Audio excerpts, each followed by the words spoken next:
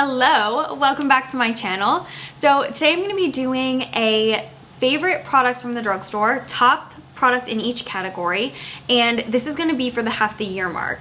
I saw Mariah do this video and I thought it was such a great idea because you know I always do my really lengthy, hefty, end of the year roundups where I share with you everything I'm loving from drugstore and luxury makeup, and I thought this was a really interesting way to like break put a little half year mark in there so that we can see if these end up making it to be, the best of the best throughout the entire year, or if these are just the specific products that I've really been loving for the past 6 months. So I have the top one in each category. It is 100% drugstore, and I'm going to be doing like a little bit of a tutorial throughout the video as well, so you can see all of these products used and see the textures and how they apply on my face. So let's just get into it.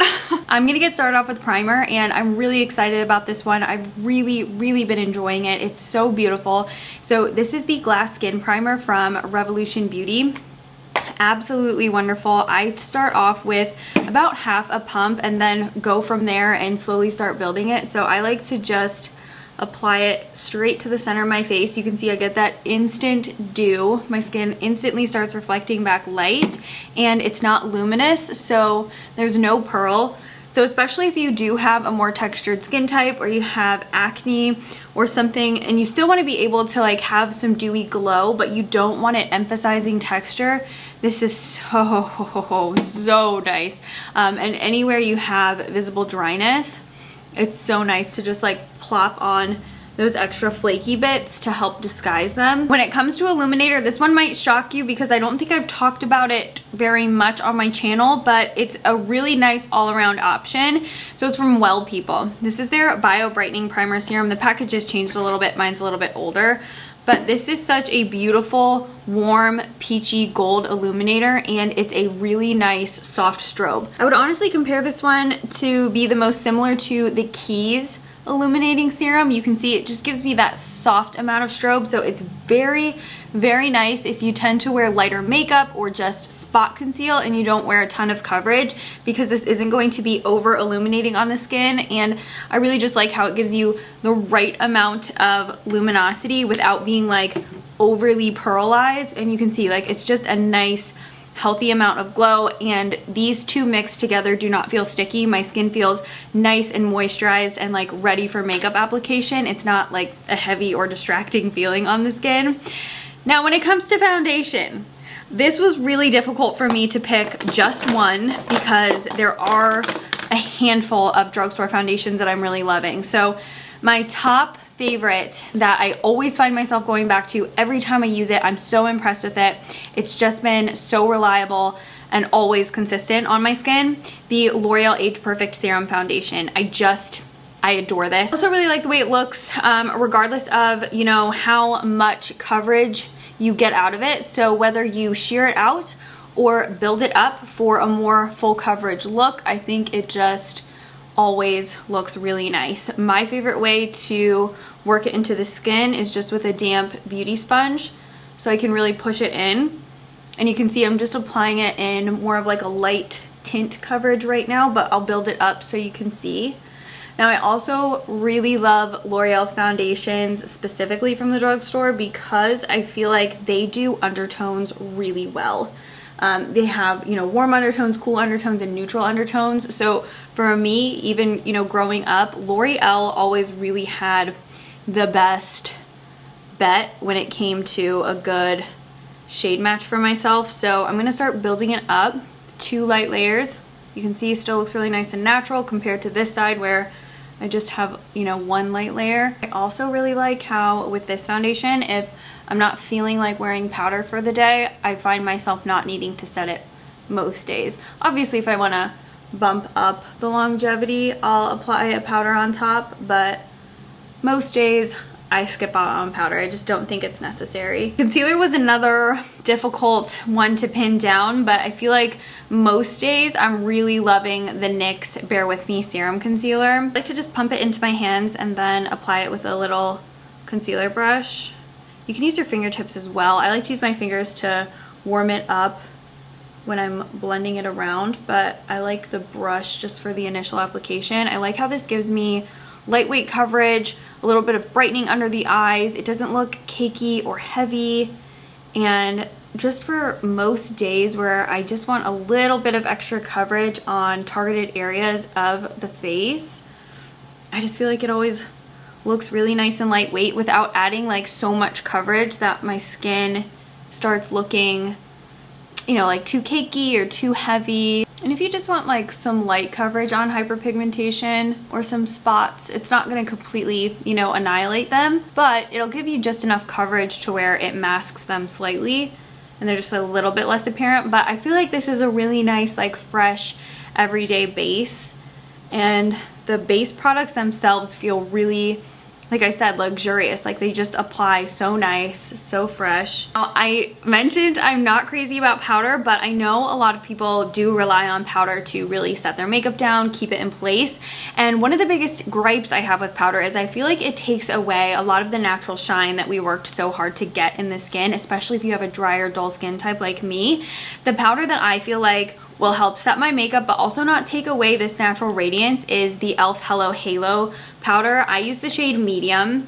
Now I literally just use whatever manages to get into the lid.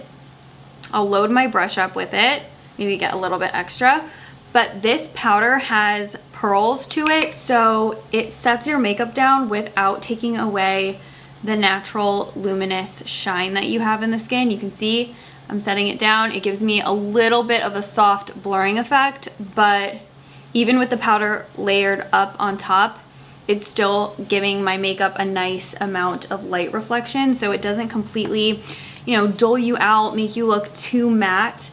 I find that sometimes powders can be rather aging on the skin and actually, you know, make you look older, make you look chalky, and you don't want to go overboard with powder because I feel like that just takes away from the look.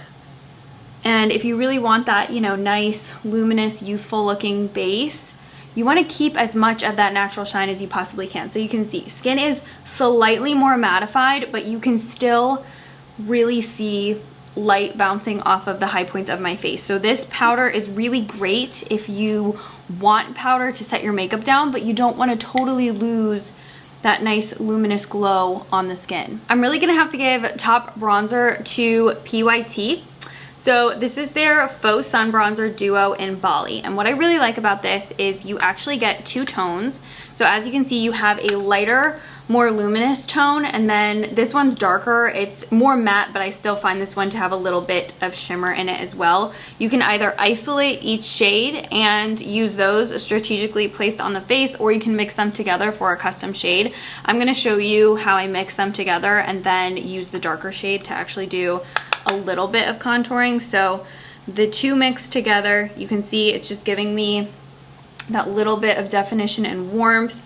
This is not a chalky powder bronzer. It's very beautiful and it doesn't, you know, guck up the skin with having you look all dusty and powdery.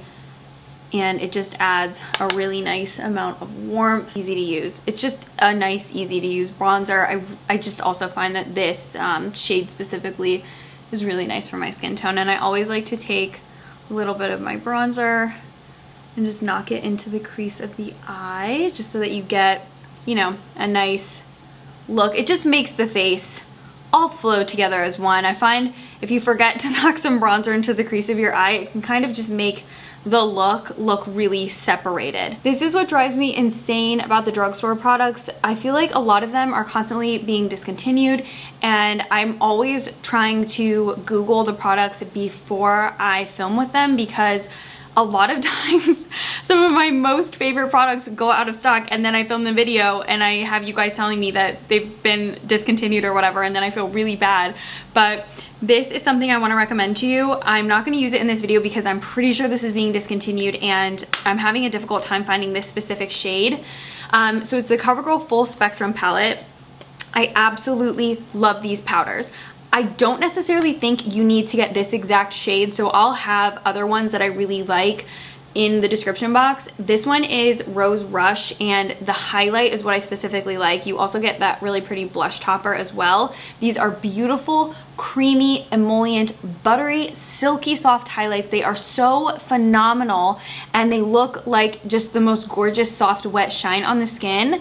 So this is definitely my favorite, but because I'm not entirely sure if it's still available, I'm gonna use this one today because I know this is still available, the Revlon Skin Lights. This is still a really similar formula where it just has that really pretty wet looking reflectiveness to it.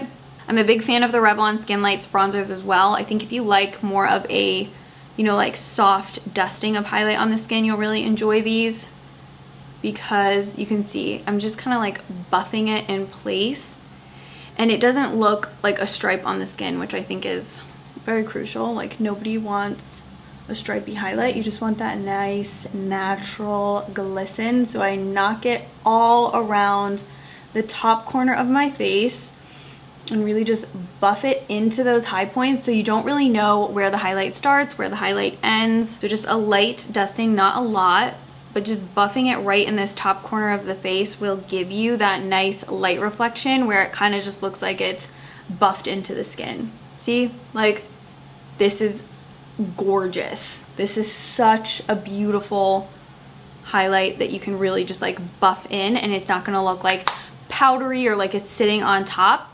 It really just gives you like the right amount of glow. Like I'm looking at it in the viewfinder, but I'm telling you this highlight is so good. If I could recommend you one blush to rule them all, the only blush you'll need because it will go with every single look, it is the Almay Healthy Hue Blush in Nearly Nude specifically. This blush is so beautiful. You can wear it with dramatic eye looks or no makeup looks. It is going to go with whatever you pair it with because it is just that, a nearly nude blush that is going to give you a fleshy, light glow, little bit of that healthy flush right on the apple of the cheek. It's nice and luminous, so it doesn't look powdery or chalky, and it's not going to compete with any type of eyeshadow that you wear or lip color that you wear. You can wear it with natural or dramatic looks, and I really do think that this is like such a good one. I am a simple girl when it comes to eyeshadows, so I wanted to recommend two different formulas that are my favorite of each. So right now I'm really loving the e.l.f. No Budge shadow sticks. These are so comparable to any other high-end luxury shadow stick, Laura Mercier, Bobbi Brown, nude sticks, like any of those pencil eyeshadow sticks. These are just as good and they last a really long time. So these are wonderful. And then see, again, I'm Googling this and it's already like, I'm having a difficult time finding it. It's just not available everywhere. So I'm thinking these are going out of stock too. The L'Oreal Infallible Single Shadows. I love these. I love these so much. This one's in Bottomless Java.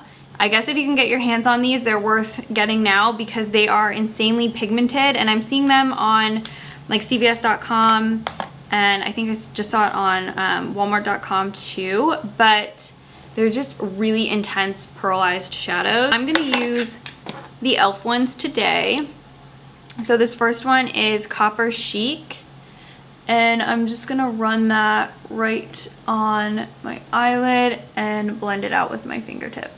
So obviously when you blend it out with your finger, you're gonna get a little bit more of that like light wash, and then I just intensified it, and now I'm taking a brush so you can see it a little bit more built up. And while they're still creamy, you do have a good amount of playtime, so you can still, you know, blend them around. They're really good. They're e.l.f. cream shadow sticks, and if you don't want to splurge on the Laura Mercier ones or the Bobbi Brown ones, there's not a specific shade you are completely lusting after, and you just want like some good cream shadow sticks, you're not too picky, I would say go for the e.l.f. ones. And then I'm gonna take this one in Champagne Crystal, but what I'm gonna do is warm it up on the back of my hand and get like a good amount of the Champagne Crystal, and then I'm gonna pick it up with my fingertip, and I'm just gonna lightly dab Champagne Crystal right over top, just so I get like a light wash of sparkle. I don't have any super favorites from the drugstore as far as eyebrows go, so I just threw in some of the Kosas Air Brow,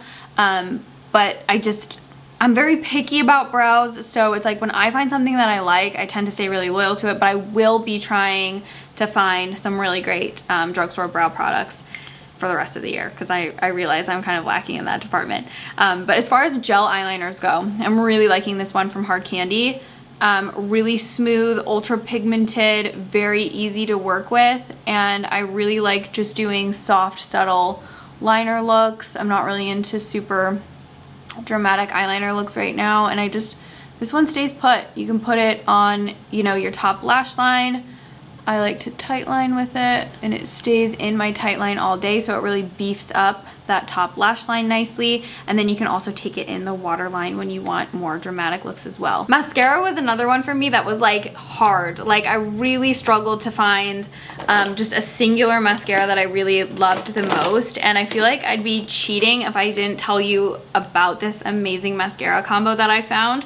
So it's the L'Oreal Double Extend, specifically just the primer. I don't love them, this mascara. I don't know what it is. It just doesn't really do much for my lashes, but this primer side of this is like top of the line, really comparable to the Lancome Sills Booster mascara primer paired with the Essence Double Trouble mascara. I am loving this.